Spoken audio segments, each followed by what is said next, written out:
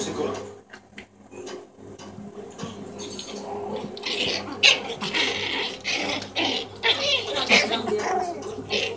Liškovej paní.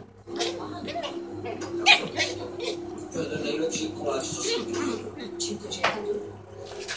Normální koláč. Měl pan Zlatec.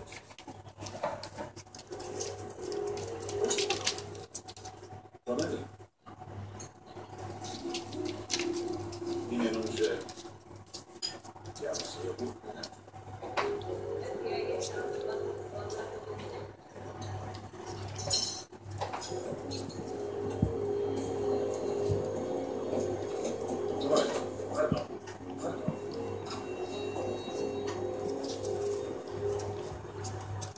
Ty snímky mývají určité procento chyb. Vypadá to jako vada zubace. Ale na každém snímku je to na stejné místě. Ano, díky. Proto jsem udělala na počítači srovnávací analýzu. Máte to všichni na úplně stejném místě a je to jen o málo větší než špendlíková hlavička. Na rentgenu to téměř není? Ano.